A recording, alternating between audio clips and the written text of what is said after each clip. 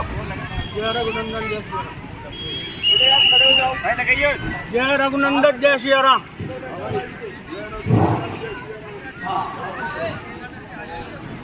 जय रघुनंदन जय सिया राम।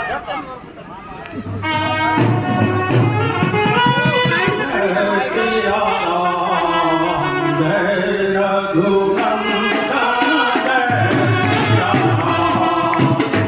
जानकी वल्लभ सीताराम।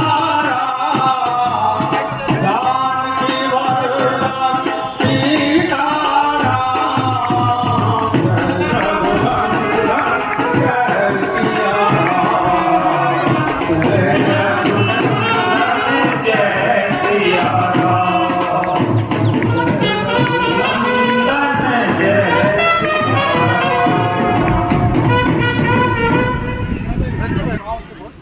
मैं तुम्हारे भक्ति भाव से बहुत ही प्रसन्न हुआ। हे प्रभु, मुझे आप अपने भक्ति का आशीर्वाद प्रदान कीजिए। बहुत अच्छे भक्ति, मैं आपको अपनी अमर भक्ति प्रदान करता हूँ।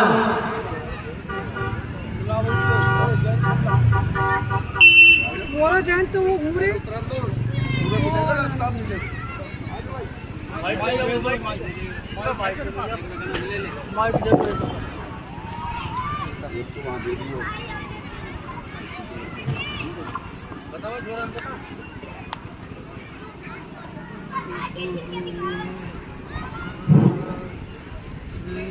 हे प्रिय, मैं काफी दिनों से देख रहा हूँ आप पूजा करने जाती हैं और विलंब से लौटती हैं। आप कहाँ पर जाती हैं? हे प्राणनाथ, मैं सीता, राम और लक्ष्मण के पूजन के लिए चित्रकूट जाती हूँ। वहीं पर मुझे विलंब हो जाता है। क्यों? वहाँ राम लक्ष्मण कौन है? ये नर और नारायण के अवतार हैं। मैं उनका ही दर्शन और पूजन करने जाती हूँ। अच्छा, अगर वो नारायण के अवतार हैं तो मुझे भी उनके दर्शन करने चाहिए। ठीक है, मैं देखता हूँ।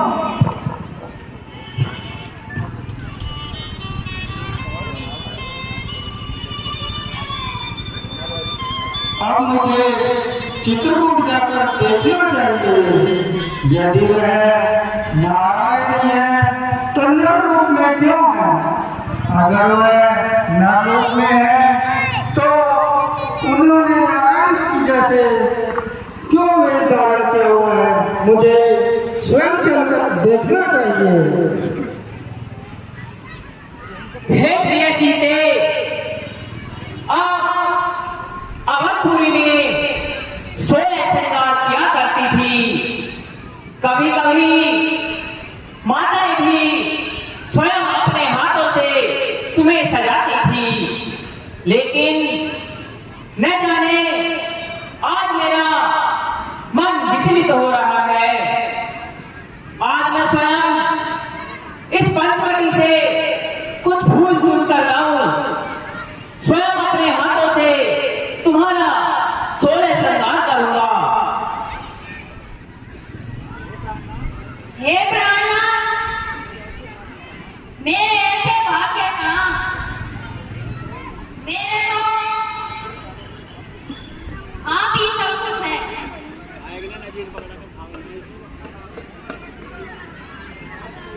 हे प्रिय सीते,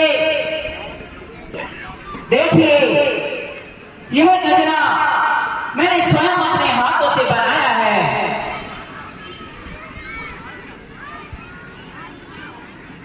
ये दे दो, माला दे दो। गजरा तो रखता है, फूलों की माला। लेता सुनो बढ़िया रहता देसी आलू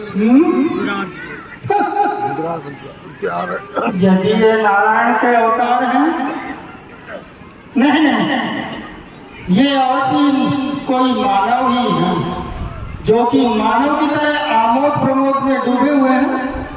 क्या नारायण का अवतार भगवान ऐसा कर सकता है? नहीं, ये नारायण नहीं हो सकते। ये अवश्य ही कोई मानव रूप में बहुरूपिया हो सकता है। लेकिन ठीक है, मैं देखता हूँ यदि ये नारायण के अवतार हैं या मानव रूप में हैं, मुझे इनकी परीक्षा लेनी चाहिए।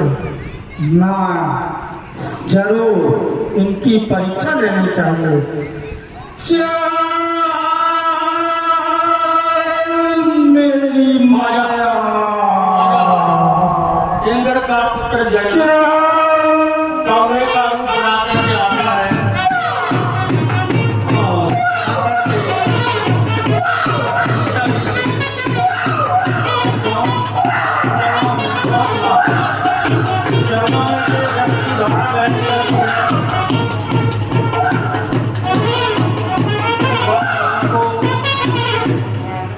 याद होते ही तो पहले आ रहे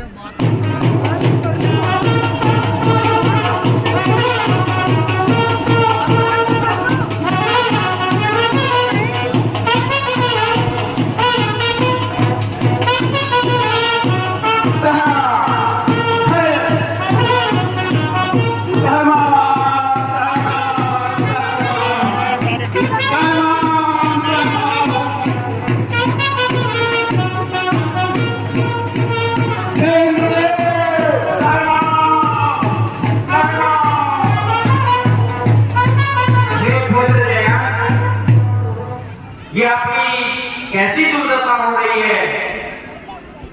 ऐसी दुर्दशा किसने की? मुझे विस्तार से बताइए। हमारे पिताश्री, मैं घूमते घूमते पंचवटी नामक स्थान पर पहुंच गया। मैंने वहां पर नर और नारायण के रूप में राम और लक्ष्मण को देखा, तो मेरे मन में एक कुटिल विचार आया और मैंने उनकी परीक्षा लेने के लिए ये रूप कर लिया। हे पिताश्री, इस बाण से मेरी रक्षा करो, ये बाण मुझे जलाया जा रहा है। हे पुत्र जय, तुमने ये बहुत ही घृणित कार्य किया है। जो सजा तुम्हें नर नारायण ने दी है, उसमें मैं तुम्हारी कोई मदद नहीं कर सकता। इसके लिए तुम्हें ब्रह्मा जी के पास जाना चाहिए। इसमें कोई तुम्हारी कोई मदद कर सकता है। बहुत अच्छा पिताश्री।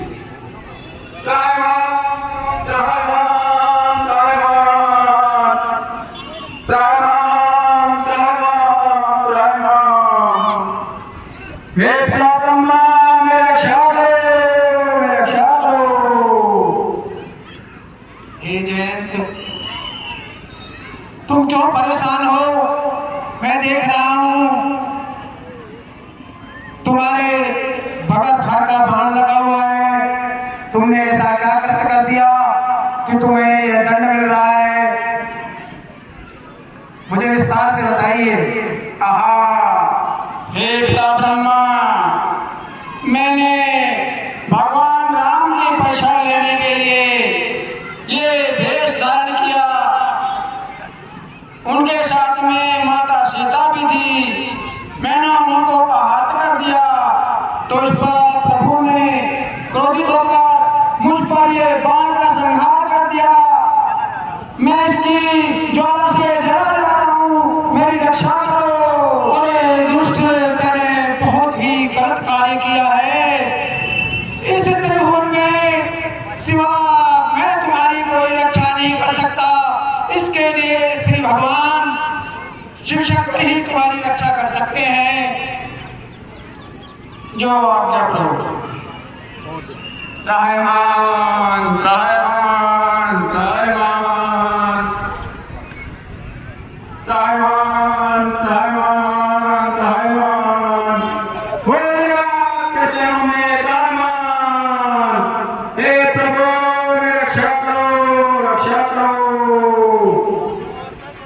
हे जयन, तुम इस प्रकार कैसे परेशान हो रहे हो? मुझे विस्तार से बताइए। हाँ हे प्रभु, मैं आपको क्या बताऊं।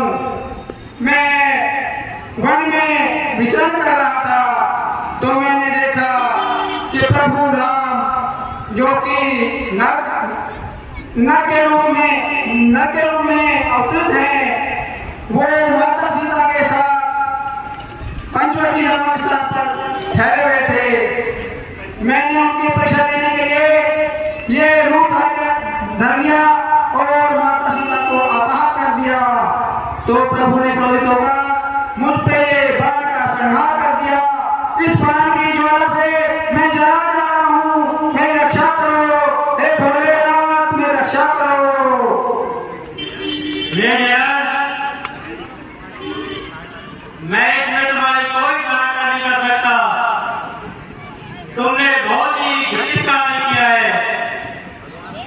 भगवान से इस प्रकार का कार्य करना अच्छा नहीं होता है। यदि तुम अपना भला चाहते हो तो नारद जी के पास जाइए, वही कोई ना कोई आपको उपाय बताएंगे। जो आगे बोलना नारद देखा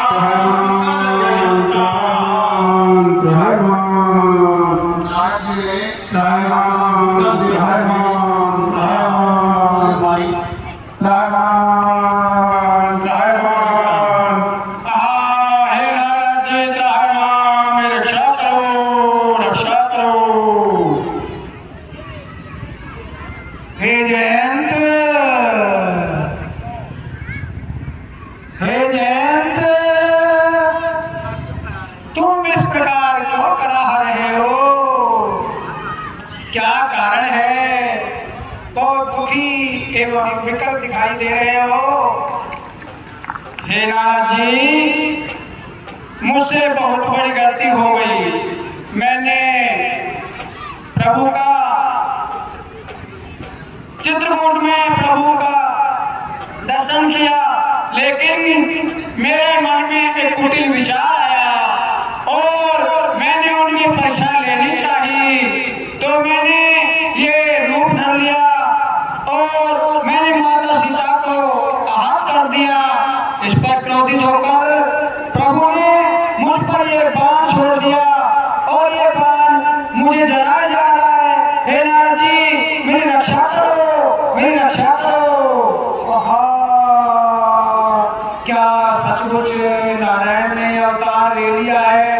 यह सब मेरे ही कृत्यों का फल है जो श्री भगवान राम जी भोग रहे हैं। लेकिन तुमने बड़ी मूर्खता की है। तुमको तो इस तरह का कार्य नहीं करना था। हे नारद जी, जो हो गया सो हो गया, लेकिन इस बाण से छुटकारा पाने का कोई तो उपाय बताइए। हे जयंत, ये तुम्हारा उपकार स्वयं भगवान श्री राम ही कर सकते हैं। इस त्रिभुवन में उनके सिवाय तुम्हारा कोई उद्धार नहीं कर सकता। यदि तुम अपना भला चाहते हो तो तुम नारायण की शरणागति हो जाओ, उनकी शरण में जाओ, वही तुम्हारा उद्धार कर सकते हैं। बहुत अच्छा नारद जी। नारायण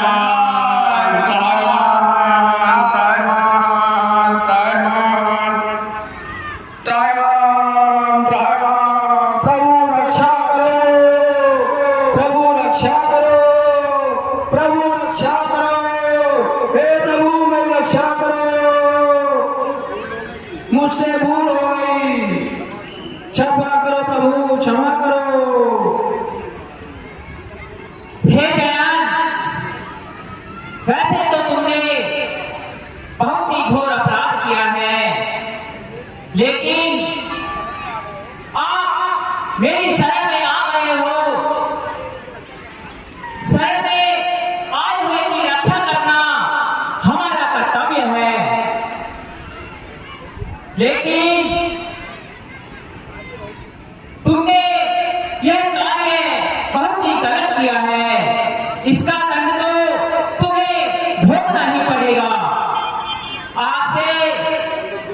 तुम्हारे नेत्र तो दो होंगे, लेकिन इस संपूर्ण संसार को तुम केवल एक ही आंख से देख पाओगे। यही तुम्हारा दंड है। बहुत अच्छा प्रभु, बहुत अच्छा प्रभु, मेरी रक्षा करो प्रभु, बाण से रक्षा करो।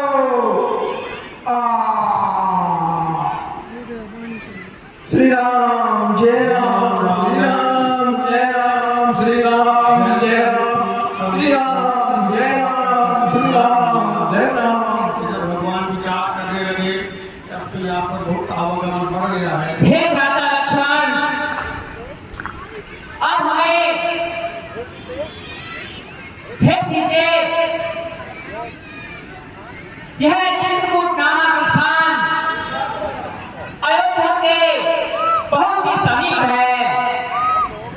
सब लोग इस स्थान से प्रतीत हो चुके हैं। आए दिन कोई ना कोई यहाँ पर आता रहता है, इसलिए हमें यह स्थान छोड़कर अब आगे चलना चाहिए। ठीक है प्रभु, जैसी आपकी आज्ञा।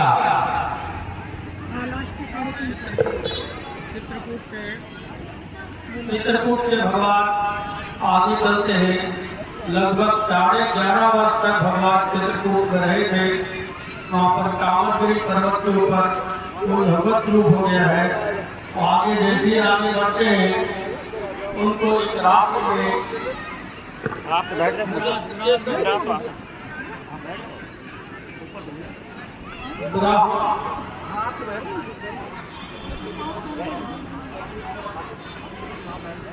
रास्ते में एक विराट नाम का राक्षस राजा मिलता है और वो